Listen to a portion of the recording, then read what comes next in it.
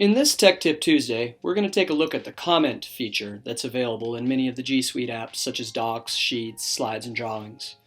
In our first example, we're going to take a look at some student work. Currently, you can see that this paragraph truly is a rough draft and needs some TLC. We're looking at this from the student's point of view right now, so the first thing the student needs to do is to make sure that this document is shared with his teacher. So he would go over there, click Share, find his teacher, and click Send.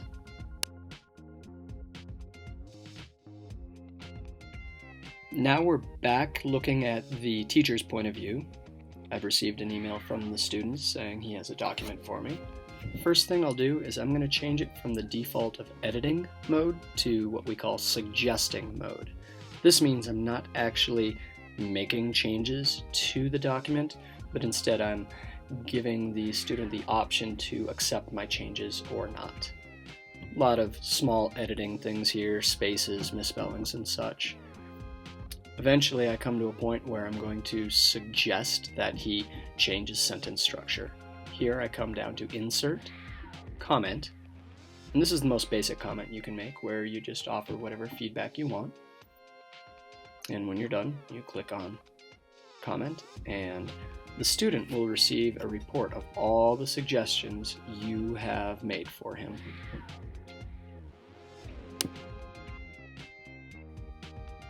Here's what it looks like from the student's point of view. All of the changes I've suggested on the right, you can either choose to accept or reject, and he can always offer feedback as well.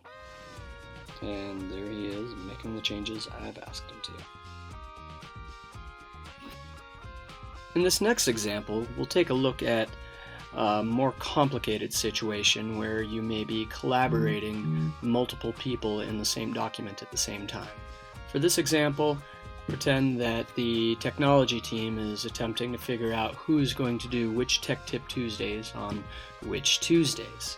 So you have many hands in the pot here, and without being able to specify who gets which comment, it could get very confusing very quickly.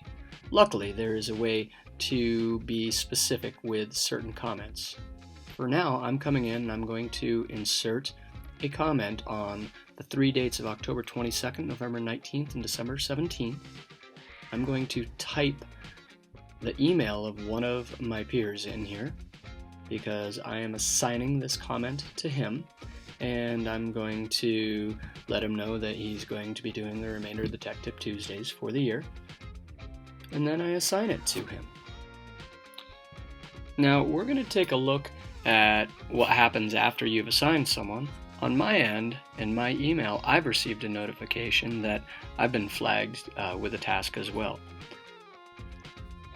Hopefully you are able to take a second and realize that assigning comments in this fashion opens up a lot of possibilities for coworkers and students alike to collaborate in some very rich and powerful ways. I hope you enjoyed this episode of Tech Tip Tuesday, and we'll be back in a couple of weeks, and we look forward to being with you for the remainder of the school year.